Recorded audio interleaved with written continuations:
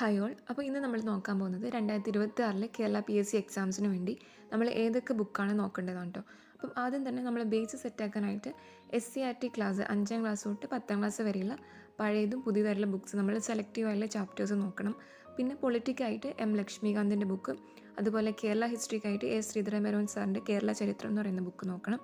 പിന്നെ geography, economic ഹിസ്റ്ററിക്കായിട്ട് +1 +2 NCERT text book നോക്കാം. പിന്നെ അതുപോലെ തന്നെ ഹിസ്റ്ററിക്ക് വേണ്ടി നമുക്ക് സ്പെക്ട്രം എന്ന് പറയുന്ന ബുക്ക് യൂസ് ചെയ്യാം.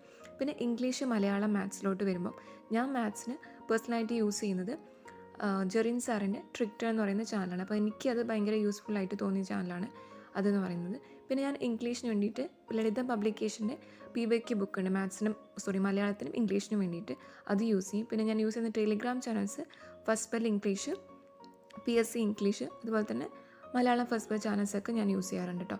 പിന്നെ വരുന്നത് കറണ്ട് അഫയേഴ്സാണ്. കറണ്ട് അഫയേഴ്സിൻ്റെ ഇമ്പോർട്ടൻസ് നമുക്കറിയാമല്ലോ. ഇപ്പോൾ 10th ലെവൽ എക്സാംസിനൊക്കെ ഭയങ്കര ആയിട്ട് കറണ്ട് അഫയേഴ്സിന് മാർക്കുണ്ട്. അപ്പോൾ ഞാൻ യൂസ് ചെയ്യുന്നത് പത്രവാർത്തകൾ എന്ന് പറയുന്ന ചാനൽ, അതുപോലെ കേരള PSC Q&A എന്ന് പറയുന്ന ചാനൽ, അതുപോലെ PSC ബുള്ളറ്റിനൊക്കെ യൂസ് ചെയ്യാറുണ്ട്.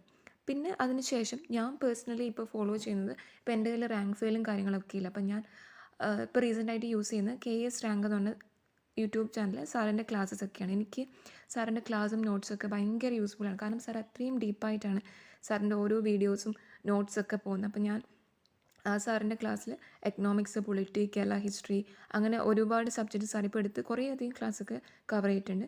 പിന്നെ ഞാൻ യൂസ് ചെയ്യുന്നത് വൊക്കാബ് സ്പീഡിൻ്റെ PSC PYQ എന്ന് പറയുന്ന ബുക്കാണ്. അപ്പോൾ 2021 തൊട്ട് 2025 വരെയുള്ള ബുക്ക്. പിന്നെ മെയിനായിട്ട് നമ്മൾ നോക്കേണ്ട കാര്യം central government, state government official website കൂടെ ഒന്ന് നോക്കുക. കാരണം അതിൽ വരുന്ന കുറേ സ്കീംസും കാര്യങ്ങളൊക്കെ നമുക്ക് അവിടെ നിന്ന് തന്നെ എടുത്ത് ചോദിക്കുന്ന പരിപാടിയുണ്ട് PSCക്ക്. അപ്പം അത് നിങ്ങൾ എന്തായാലും നോക്കുക. അപ്പോൾ ഇത്രയും കാര്യങ്ങളാണ് ഞാൻ യൂസ് ചെയ്യുന്നത്. അപ്പം നിങ്ങളുടെ സോഴ്സ് മിനിമൈസ് ചെയ്യുക, എന്നിട്ട് മാക്സിമം റിവൈസ് ചെയ്യുക, പഠിക്കുക. അപ്പോൾ അത്രയൊക്കെ ഉള്ളൂ.